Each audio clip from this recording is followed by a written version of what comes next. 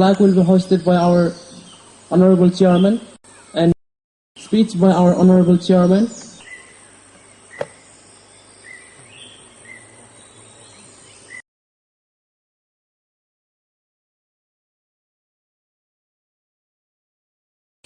All select!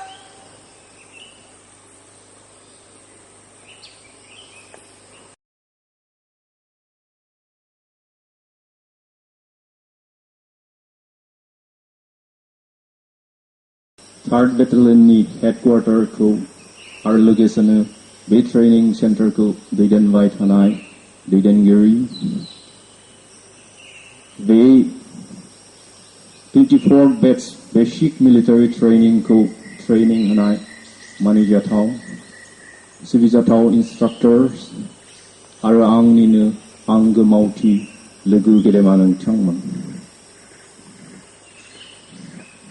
Also respected Secretary to the Ministry of Home Affairs, National Liberation Front of Taitra, and Deputy Chief of Army Staff of Royal Baroque Army, and other dear revolutionaries. नोंथांमोननि सिगाङाव गसंनो मोननानै आरो बे खाबुखौ मोननानै इनायनो गोजोननाय मोनदों। आं आंनि बिबुंथिनि सिगाङावनो दिनै नोंथांमोनखौ गोबां दुखु दाहा लानानै बे ट्रेनिंखौ फोजोबनायनि थाखाय उथ्रिनायनि थाखाय आं गोसो गोरबोनिफ्राय हामग्लायनाय बावहरबाय। I would like to congratulate you for passing out your basic military training. लोगोसेनो जायफोरा गाव गावनि basic military training को गोबां दुखु दाहा लानानै फोजोबबाय उथ्रिबाय बिथांमोनखौ National Democratic Front of Berlinनि आफादगिरि हिसाबै दिनै नोंथांमोनखौ सोद्रोमा हिसाबै आं गोसो गोरबोनिफ्राय बरायबाय आरो साफा साफा बर'लेण्ड आर्मि हिसाबैबो नोंथांमोनखौ आं आफादनि जानानै बरायो। दिनै ट्रेनिंखौ फोजोबनाय लोगो लोगोनो नोंथांमोना गोदान जोनोम मोनफिनबाय। After the training, now you have born again. दिनै नोंथांमोना गुबुन ordinary मानसिफोर बायदि नंलिया गुबुन सिभिल मानसिफोर नंलिया दिनै नोंथांमोना गोदान जोनोम लाबाय। दिनैनिफ्राय नोंथांमोना नेशनेल डेमोक्रेटिक फ्रन्ट अफ बर'लेण्डनि सोद्रोमा जाबाय। दिनैनिफ्राय माहारिनि उदांस्रि दावहारु जाबाय एबा दिनैनिफ्राय नोंथांमोना जाबाय साफा साफा बर'लेण्ड आर्मि। बेनिखायनो दिनै नोंथांमोननि बिबाना बांसिनबाय। Your responsibilities have increased in many folds. गोदोआव जानो हागौ सोरबा फरायबाय थादोंमोन सोरबा मास्टार मावदोंमोन बा सोरबा ओरैनो दंमोन गुबुन गुबुन खामानि मावलाबायनानै दंमोन नाथाय दिनै नोंथांमोना दिनैनिफ्राय जाबाय नेशनेल डेमोक्रेटिक फ्रन्ट अफ बर'लेण्डनि सोद्रोमा दिनैनिफ्राय जाबाय बर'लेण्ड आर्मि। बेनिखायनो दिनैनिफ्राय नोंथांमोननि जि बिबान जि मावनांगौ खामानि बे दिनै बांबाय। दिनै न'खरनिल' नंलिया साफा सानै मानसिनिल' नङा मोनसे मोननै गामिनिल' नङा दिनै नोंथांमोननि बिबानाव फैबाय गासै माहारिनि बिबानानो। Now you have the responsibility of the entire Boro nation. बेनिखायनो आं फोथायदों जे नोंथांमोना दिनैनिफ्राय बे गिलु फालु बिबानखौ रुजुनानै दावगालांगोन। नोंथांमोना नेशनेल डेमोक्रेटिक फ्रन्ट अफ बर'लेण्डनि सोद्रोमा जानाय लोगो लोगोनो साफा साफा बर'लेण्ड आर्मि जानाय लोगो लोगोनो बर' माहारिखौ सिबिदों बे नङा सुबुं माहारिखौनो नोंथांमोना सिबिदों।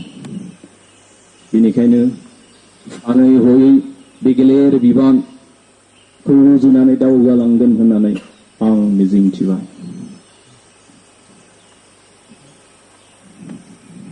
जों दिनै नेशनेल डेमोक्रेटिक फ्रन्ट अफ बर'लेण्डखौ इन्जिन हिसाबै जुदि हमनानै लायोब्ला जों दिनै बुंनांगोन नोंथांमोनाबो बे इन्जिननिनो मोनसे पार्ट जाबाय। You have become a part of the National Democratic Front of Boroland. If we compare the National Democratic Front of Boroland as engine, then you have become a part of the engine. दिनै पार्टफोरा थाब्लासो जेरै इन्जिना मोजां सोलियो बेबायदिनो दिनै national democratic front of बर'लेण्डनि साफा सोद्रोमाफ्रा मोजाङै थायोब्लासो मोजाङै खामानि मावोब्लासो नेशनेल डेमोक्रेटिक फ्रन्ट अफ बर'लेण्डआबो मोजाङै थागोन, मोजाङै दावगालांनो हागोन आरो जि सानस्रि थांखिखौ लानानै दिनैसिम मावबोदों बेयाव उथ्रिखांनो हागोन एबा देरहासार जानो हागोन। बेनिखायनो आं फोथायदों नोंथांमोना गासैबो national democratic front of Bodoland सोद्रोमा महरै बर'लेण्ड आर्मि महरै गोख्रों गोरायै आरो मोजाङै खामानि मावलांगोन आरो देरहासार खालामगोन। गेदेमा मावथि लोगोफोर, जों मिथिगौ जे बर'फोरा सानसेनि समाव गोहो गोरामोन, बोलो गोरामोन। The Boro people were a proud nation. We were independent. But now we have reduced to a stateless nation. Boro people once had glorious past. We had our kings. We had our kingdoms. We were free people. But now we have become stateless people. We have reduced to a microscopic minority in our own land. We have become guests in our own land. जों जुदियो सानसेनि समाव जोंहा राजा दङमोन, रायजो दङमोन, जों उदांस्रिमोन, अब्लाबो दिनै जों गावनि हायावनो आलासि जानांबाय। जों दिनै गावनि हायावनो मोजोमसे जानानै थानांबाय। जों गावनि हायावनो दिनै सोबख' जादों, नासय जादों, गाग्लोबनानै लाजादों। दिनै बर' हिसाबै गोदान मुगानि जारिमिनाव बर'फोरा नाङाखै नङा नांबोदों। गोदोनि जारिमिनखौ आं दिनै बुंफोरनो बिजिरनो सानाखै। नाथाय गोदान मुगानि जारिमिनखौ जों जेब्ला बिजिरो अब्ला नुदों ब्रिटिशनि समनिफ्रायबो बर'फोरा गोबां नांबोदों,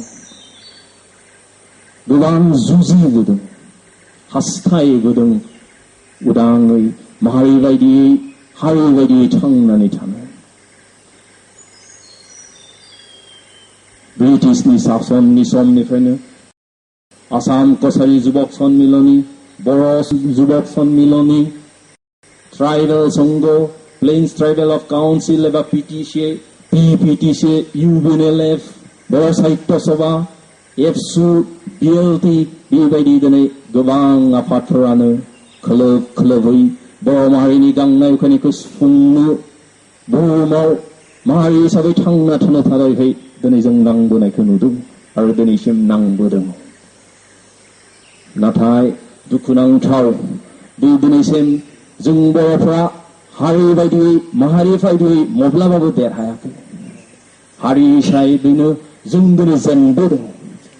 थांखि बिखान्थि लानानै नांबोदोंब्लाबो समनि फाखनाव, समजों लोगोसे जोंनि मावथिफोरनि लोरबांथियाव, जोंनि दैदेनगिरिफोरनि लोरबांथियाव दिनै खोलोब जेनबोदों। बेनिखायनो जों बुंनांगोन दिनै जे माहारि बायदियैनो जों दिनै जेनदों। As a nation, we are defeated nation. जों माब्लाबाबो दिनै देरहायाखै। बेनिखायनो दिनै गासैबो नेशनेल डेमोक्रेटिक फ्रन्ट अफ बर'लेण्डनियाव आसा खालामदों, मिजिंथिदों, गासैबो बुंदों national democratic front of Bodoland गैयाब्ला आरो बर'फोरा गैलिया। बेनिखायनो दिनै नोंथांमोना National Democratic Front of Polandनि सोद्रोमा हिसाबै National Democratic Front of Polandनि Poland Army हिसाबै दिनै बे मिजिंथिखौ जाफुंहोनांगोन. We must conquer.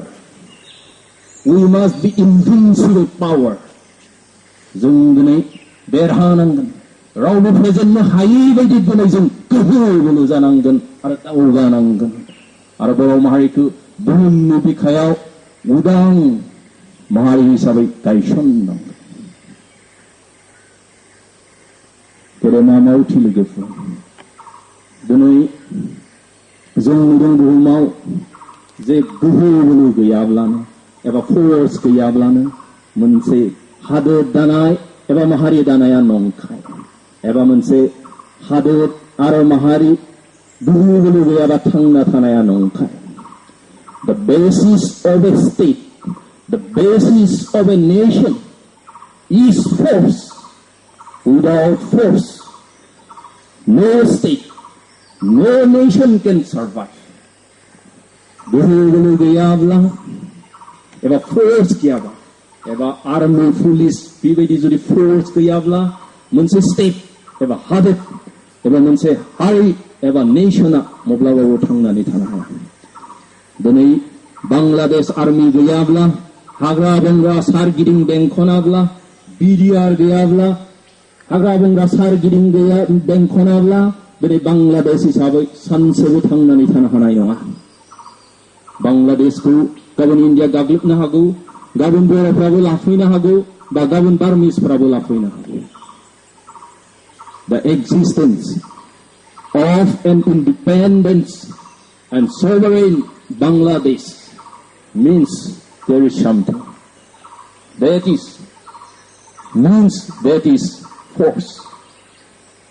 Because of the force, because of the security forces, because of the Bangladesh army, because of the BDR, Bangladesh is a sovereign independent nation. दिनै Indian army गैयाब्ला दिनै सानसे साननै थांनानै थानायखौनो साननो हानाय नङा. आमेरिका बायदि गोहोगोरा बोलोगोरा हादोराबो सानसे साननै जुदि आमेरिकान आर्मिफोर गैयाबा सोल्डियार गैयाब्ला America cannot exist even for a day. बेनिखायनो जों दिनै नुदों जे बुहुमाव जेसेबां माहारि दादों हादोर दादों बिनि सिङावनो दङ गोहो बोलो फोर्स एबा फौजि एबा आर्मि. बेनिखायनो दिनै जोंबो बर' माहारिखौ दाफिननो सानोब्ला बर' माहारिनि थाखाय उदां मोनसे हादोर दानो सानोब्ला जोंनोबो नांगोन दिनै गोहो बोलो, जोंनोबो नांगोन दिनै आर्मि. बेनिखायनो जों दिनै आर्मि बर' माहारिखौ बे बुहुमनि दख्लबसे हायाव उदाङै दाफिननो जों दिनै समय खिरा लादों, जों दिनै बिबानाव लादों. बेनिखायनो आं दिनै फोथायदों जे जि गोहो बोलो नांगौ बे गोहो बोलोखौ दिनै बे समय खिरा लानायनि उनाव नोंथांमोना फुरा खालामदों. नोंथांमोना बर' माहारिनि जि सिमां उदाङै दख्लबसे हायाव थांनानै थानायनि जि सिमां बे सिमांखौ जाफुंहोगोन. सम सम गासैबो माहारिनि जिउआव मोननै सोंलु सिखारो. Time to time in the life of a nation two questions arise: whether to submit for forever or to fight and live as a free nation. बेबायदि गिलु फालु सोंलुआ जेरैहाय मानसिनि जिउआव फैयो, मोनसे नखरनि जिउआव फैयो, मोनसे समाजनि जिउआव फैयो, बेबायदिनो माहारिनि जिउआवबो फैयो.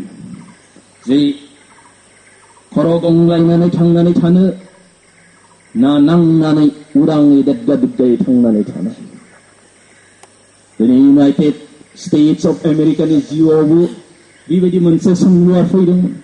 जों अराय इंलेन्डनि सिङाव थानानै थांनानै थागोन ना जों नांनानै उदां खालामनानै बुहुमनि बिखायाव उदां बायदियै थाङो. Even these two questions arises these two questions arise in the life of America also. They had two options, whether to submit for forever under England or to fight and become independent nation. So America decided to fight under the leadership of George Washington. They fought against British, against their mother nation, and they become independent. Americanफ्रा सुख जानाय नासय जानाय गादब जानायनिफ्राय उदां खालामनो थांखि लानानै नांबाय। George वाशिंटननि दैदेननायाव नांनानै देरहानानै उदां हादर दाबाय, उदां मोनसे समाज दाबाय, उदां मोनसे माहारि एबा नेशन दाबाय। बिनि उनाव जों दिनै नुदों आमेरिकाया ओरैबायदि दावगाबोबाय जे आमेरिकायानो दिनै बुहुमनि बयनिख्रुइ साबसिन हादर, बयनिख्रुइ बोलो गोरा हादर। After the independence, now America has achieved such a tremendous successful that America has become the strongest nation in the world.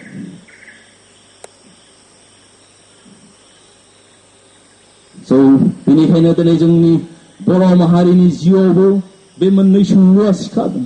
जों अराय सम हारसाफोरनि सिङाव थानो, ना मारवारिफोरनि सिङाव थानो, ना बांगालफोरनि सिङाव थानो। दिनै बे सोंलुआ जोंनि जिउआव फैदों, माहारिनि जिउआव दिनै फैदों। जों अराय गंग्लायगोन ना जों दिनै नांनानै दावहा नांनानै बर' माहारिखौ उदां खालामगोन। जों दिनै मा खालामगोन? जों दिनै फिनदों नेशनेल डेमोक्रेटिक फ्रन्ट अफ अलेन्डखौ दानायानो बिनि फिन जे जों अराय सम गुबुननि सिङाव गंग्लायनानै थाया, गुबुननि आथिं सिङाव थाया, जों नांगोन। आरो बे फिनानो दिनै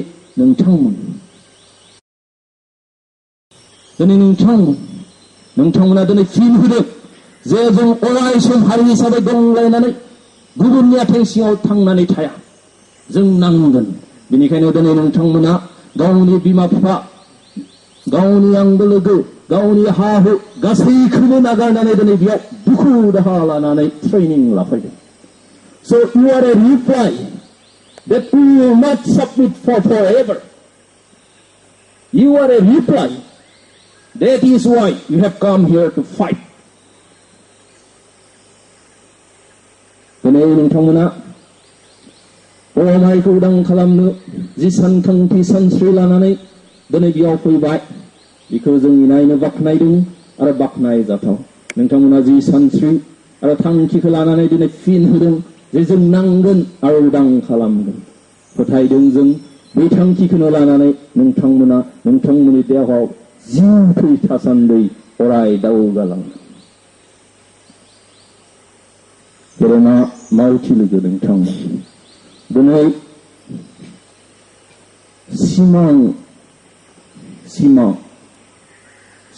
नङाब्ला जों माब्लाबाबो खामानिखौ जागायजेननो हाया। नोंथांमोना जि सिमां लानानै फैदों माहारिखौ उदांस्रि खालामनायनि, माहारिखौ सिबिनायनि, बेखौ जों दिनै अराय बाख्नायदों। बे थांखि आरो सानस्रिनि थाखाय जों नोंथांमोनखौ साबायखर होदों। दिनै जों नुदों जे जेरावबो सिमाङानो सिगां। सिमां मिन्स साननाय हनाय सानस्रियानो दिनै सिगां। दिनै जों अखाफोराव थांनायनि खोथाखौ सानोब्ला बे साननाय हनाय मोनसे सिमांफोर बायदि। To go to the moon, it was a dream once. People dreamed. मानसिफ्रा सिमां नुदोंमोन जे अखाफोराव थांगोन, नायथारगोन मा दं। That dream, the Russian, the American had started their mission. बे सिमांजोंनो रासियाननि साइन्टिस्टफोर, एस्ट्र'नटफोर, आमेरिकाननि साइन्टिस्टफोर, एस्ट्र'नटफोर बिसोरो दिनै जागायजेनबाय। बे सानस्रि सिमांजोंनो जागाय जागाय गोबां दुखु दाहानि गेजेरजों गोबां थाखा फैसा रां रुफा खरस खालामनायनि उनाव थैजौ गारनायनि उनाव अखाफोराव थांनो हाबाय थांबाय नायहैबाय बेबायदिनो दिनै जिकुनु खामानि मावनायाव साननाय हनायासो सिगां सानस्रियासो सिगां दिनै जोंहा सिमां मोनसे थानांगौ दिनै जों गोजोनदों जे नोंथांमोना सिमां नुनानै फैदों माहारिखौ उदां खालामनायनि बुहुमनि बिखायाव बर' माहारिखौ देदगा दुदगायै गोगोम मोनसे हारि हिसाबै गायसननायनि सिमां लानानै फैदों बेखौ जों दिनै बाख्नायदों आरो जों बे सिमांखौ नुनानै जों गोजोनदों Now you have a mission and this mission has to be fulfilled by you दिनै नोंथांमोना जि थांखि लानानै फैदों एबा जिउआव जि मिशन लानानै फैदों बर' माहारिखौ उदां खालामनो बे मिशनखौ जों फोथायो नोंथांमोना फुलफिल खालामगोन एबा जिउआव देहायाव थैजौ थासान्दै मावलांगोन दिनै नोंथांमोननि जि ट्रेनिं बे ट्रेनिंआ जोब्बाय means your work has begun your training has finished but your work has begun नोंथांमोननि दुखु दाहा दान मोननै ट्रेनिं लानानै दिनै नोंथांमोना फोजोबबाय means बे जोब्बाय बे नङा दिनैनिफ्रायसो as a national democratic front of Borolandनि सोद्रोमा महरै सासे बर'लेण्ड आर्मि हिसाबै नोंथांमोननि खामानिया जागायजेनसिगोन गेलेर बिबान रुजुनानै दिनैनिफ्रायसो नोंथांमोना दावगानांसिगोन Your training has finished, but your work as a member of the National Democratic Front of Boroland, as a Boroland Army, has started from today. बेनिखायनो नोंथांमोना गोसो मोदोम जिउ होनानै बेखौ मावफुंलांनांगोन दिनै ट्रेनिं लानाय मिन्स नोंनि जिउआव नोंथांमोननि जिउआव माबा मोनसे थांखि दं मास्टार मावनोब्लाबो फोरोंगिरि जानोबाबोथ' ट्रेनिं लानांगौ ट्रेनिं लानाय मिन्स बियो थांनानै गथ'फोरखौ फोरोंगोन माबा मोनसे मावगोन ट्रेनिं लानाय मिन्स এটা রিহার্সাল করার মতো ट्रेनिं मिन्स योर रिहार्सल दिनै जों नुदों बे लांदां गानानो जा थियाटारानो जा दैज्लां मोनसे बिसोर मा खालामो जे रिहार्सेल खालामबाय थायो गावनि न'आवनो दामै दामै रिहार्सेल खालामनानै जोबनानै मेसेङा फैबाथाय दाब दाब जायगायाव थांनानै टिकेट लानानै फैसा लानानै बिथांमोना दिन्थिबाय दिनै नोंथांमोननि जि ट्रेनिंआबो बियो रिहार्सेल बायदि your training is also like a rehearsal रिहार्सेलखौ मानो खालामो जेन जों पारफेक्टलि दिन्थिनो हायो बा पारफेक्टलि खामानि मावलांनो हायो बेनि थाखायनो रिहार्सेल खालामो दिनै जों नुदों जे जायफ्रा थियाटार बा लांदां गाल बा मुसुखा थियाटारफोर दिन्थियो 6 मास गाहाम रिहार्सेल खालामै जेब्ला स्टेजआव दिन्थियो they perform perfectly ओरैबायदि मोसागोन ओरैबायदि एक्टिं खालामगोन बेयाव रावबो हमनो हाया बेनिखायनो दिनै नोंथांमोनाबो जि रिहार्सेल खालामबाय बे रिहार्सेल खालामनाय बायदियै दिनै स्टेजआव थांनांसिगोन आरो दिन्थिहैनांसिगोन दिनै नोंथांमोनाबो दिन्थिहैनांसिगोन Now you have trained yourself as a Boroland Army. You have rehearsed all the military tactics. Now you have to go to the stage. Now you have to go to the field and act perfectly. As a Boroland Army हिसाबै training लानाय बा rehearsal खालामनाय हिसाबै दिनैनिफ्राय नोंथांमोना सम खाबु लानानै फिल्डआव थांनांसिगोन आरो बेबायदियैनो पारफेक्टलि नोंथांमोना जि सिमां लानानै जि मिशन लानानै फैदों बेखौ फिल्डआव मावफुंहैनांसिगोन आरो आं दिनै फोथायदों जे नोंथांमोना गोख्रों गोरा गोसोजों देहाजों नोंथांमोननि जि ट्रेनिं जि रिहार्सल बेखौ फिल्डआव थांनानै रोखा रोखायै मावफुंनो हागोन गेदेमा मावथि लोगो नोंथांमोन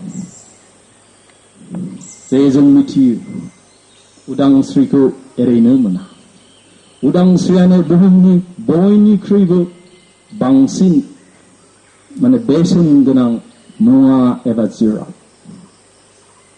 बुहुमाव गासैबो मुवा जिराद गासैहाबो बेसेन मुल्य दं प्राइस दं एबा दाम दं गस्ला गांसे टफि गांसे जन्था मोनसे केमेरा मोनसे बे मोनसे गासैहाबो दाम दं बिनि गेजेराव बयनिसायबो दामि जिनिसानो जाहैबाय जे फ्रीडम उदांस्रि दिनै बेखौ थैजिउजोंसो बायख'नो गोनां जादों जों बुहुमनि उदांस्रिनि दावहा बुहुमनि दाब दाब हादोर जायगायाव नांनाय उदांस्रिनि दावहा एबा उदांस्रि जानाय हादोरफोरनि जारिमिनखौ जेब्ला बिजिरनानै नायगोन अब्ला जों नुगोन जे गोबां दुखु दाहा लानायनि अनगायैबो थैजिउ होनानैसो बे उदांस्रि एबा स्वाधीनता एबा इन्डिपेन्डेन्सखौ बायख'नो गोनां जादों बेनिखायनो जोंबो दिनै उदांस्रि नागिरदोंब्ला दुखु दाहा लानाय रां रुफा खरस खालामनायनि अनगायैबो जों दिनै थैजिउजों बायख'नो गोनां जादों नङाब्ला बर'फ्रा माब्लाबाबो उदांस्रिखौ मोननाय नङा Freedom is rarely given by others. Freedom, justice, थार मोनथाय बेफोरखौ माब्लाबाबो गुबुना ओरैनो रावनोबो होआखै होफेराखै जों बुहुमनि जारिमिनाव दिनै नुदों Freedom is rarely given by others. So, the freedom has to be fought and secured. बेनिखायनो फ्रीडमखौ जिहेतु गुबुना ओरैनो रावनोबो होआखै मोनसे जास्टिस एबा न्याय बिसारखौ माब्लाबाबो होआखै बेनि थाखाय मानो जों बेखौ नांनांगोन जुजिनांगोन आरो लानांगोन बेनिखायनो जोंनि जि उदांस्रि बे उदांस्रिखौबो गुबुना दिनै जोंनो होनाय नङा जों जोंनि बुरन्जिफोरखौ बिजिरनानै नायगोन अब्ला जों नुगोन जे जों गुबुनाबो उदांस्रिखौ माब्लाबाबो ओरैनो मोनाखै उदांस्रिखौ जों नुदों that this freedom is always secured and fought by the patriots of a nation उदांस्रिखौ अराय हारि सिबिसुला माहारिनि दावहारुफोरासो दावहा नांनानै लानानै फैदों बेनिखायनो दिनै जोंबो नेशनेल डेमोक्रेटिक फ्रन्ट अफ बर'लेण्डनि साफ्रोमबो सोद्रोमाया बर' माहारि अनसुला हिसाबै पेट्रियट हिसाबै दावहा नांनानै लानानै फैनांगोन बेनिखायनो आं दिनै फोथायो जे नोंथांमोना बे दावहानि थाखाय जि ट्रेनिं मोनबाय जि रिहार्सेल खालामबाय बेखौ फिल्डआव थांनानै जाफुंहोनो नाजागोन माहारिनि उदांस्रिनि थाखाय सासे दावहारु बायदियै देहायाव जेब्लासिम थैजिउ थागोन अब्लासिम नांलांगोन होननानै आं दिनै मिजिंथिदों दिनै नेशनेल डेमोक्रेटिक फ्रन्ट अफ बर'लेण्डआ 20 बोसोर थांनानै थाबोबाय बिराद भारतनि गोहो बोलोजों नांनानै भारतनि गोहो बोलोनि हेंथायै दिनै 20 बोसोर जों थांनानै थाबोबाय मानो जोंनि जि जेननो रोङै साननाय हनाय जोंनि जि गिनो रोङै फासयनो रोङै नांनाय बिनि थाखायनो जों दिनै थांनानै थाबोबाय जोंनि जि मुंख्लंफोरनि बावनायनि थाखायनो दिनैसिम नेशनेल डेमोक्रेटिक फ्रन्ट अफ बर'लेण्डआ थांनानै दङ The soul and spirit of our martyrs are with us. दिनै जायफ्रा थैलांबाय गावनि थैजौ बावलांबाय बिसोरनि जि आत्मा बिसोरनि जि स्पिरिट बेफोरो जोंजों दिनै लोगोआव दं बेनि थाखायनो जों दिनै 20 बोसोर गोबां दुखु खस्थ'नि गेजेरजोंब्लाबो आंखालनि गेजेरजोंब्लाबो जों दिनैसिम थांनानै दं आरो बिथांमोननि जिउ आत्माया जेब्लासिम जोंजों थागोन अब्लासिम जों दिनै थांनानै थागोन आरो जों देरहागोन गेदेमा मावथि लोगोफोर दिनै नोंथांमोना साफा साफा नेशनेल डेमोक्रेटिक फ्रन्ट अफ बर'लेण्डनि सोद्रोमा बायदियै समायखिरा लाबाय भट टेकिं लाबाय बर'लेण्ड आर्मि बायदियै नोंथांमोना समायखिरा लाबाय एबा भट टेकिं लाबाय फोथायदों बे भट टेकिं लानाय बायदियैनो बेयाव जिबायदियै बुंनानै फोथायनानै नोंथांमोना फैदों ट्रेनिं लादों आरो दिनै भट टेकिं लादों बेबायदियैनो आं फोथायदों नोंथांमोना मावलांगोन जोंनि गोबां कमरेडफोरा जोंनि गोबां मावथि लोगोफोरा बे समायखिरा लानाय बायदियै आफादनि थांखि बिखान्थिखौ गोसो गोरबोआव जिउआव लानानै आवगायनानै दिनै थै जिउ होलांबाय जि फोथायनाय बेखौ थै थासान्दै जिउ थासान्दै गोसो गोरबोआव लानानै दावगालांनानै थै जिउ बावलांबाय दिनै गावसोरनि जि फोथायनाय बे फोथायनायखौ गोथैसालिसिम लांफाबाय बेनिखायनो दिनै नोंथांमोना जिबायदि भट टेकिं लादों सासे नेशनेल डेमोक्रेटिक फ्रन्ट अफ बर'लेण्डनि सोद्रोमा हिसाबै बर'लेण्ड आर्मि हिसाबै बे फोथायनायखौ नोंथांमोनाबो दिनै जिउ थै थासान्दै दिनै गोसो गोरबोआव लानानै दावगानांगोन नांगौ जायोब्ला बे फोथायनायखौ गोथैसालिसिम लांफानो नांगोन फासयब्ला जानाय नङा आखाइ दैखांब्ला जानाय नङा आफादनिफ्राय खारलाबा जानाय नङा If you are a real patriot you have to take your conviction to the grave जुदि नोंथांमोना गावखौनो साफा साफा माहारि सिबिसुला उदांस्रि दावहारु नेशनेल डेमोक्रेटिक फ्रन्ट अफ बर'लेण्डनि सोद्रोमा एबा बर'लेण्ड आर्मि होननानै सानदोंबा नोंथांमोननि जि फोथायनाय जि भट टेकिं लानाय बेखौ गोथैसालिसिम लांफानांगोन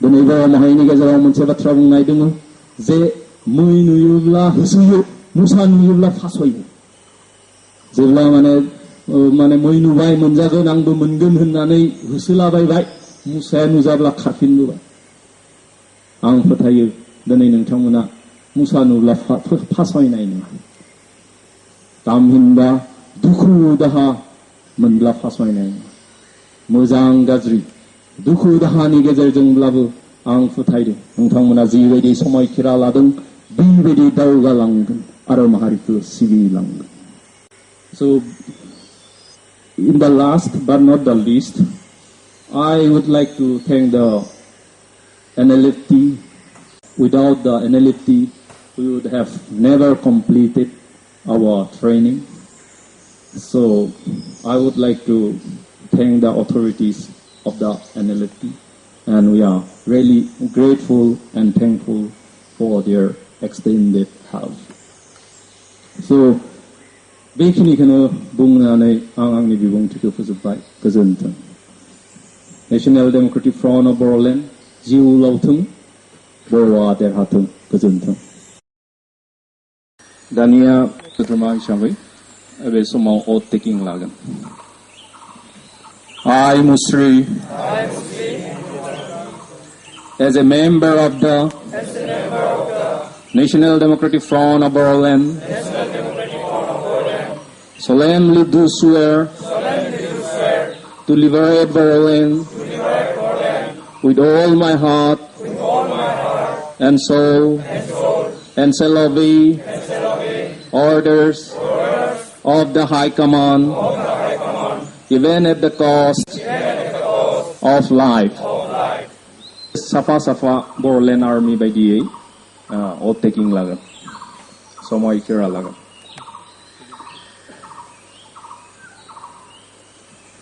I Musri, as a Berlin Army of the National Democratic Front of Berlin, solemnly swear an oath of loyalty to the Constitution and to abide by the rules and regulations of the Berlin Army formation and shall maintain the unity and integrity of the party. Any violation by me of the Constitution and the party discipline shall invite judge on me with this bullet.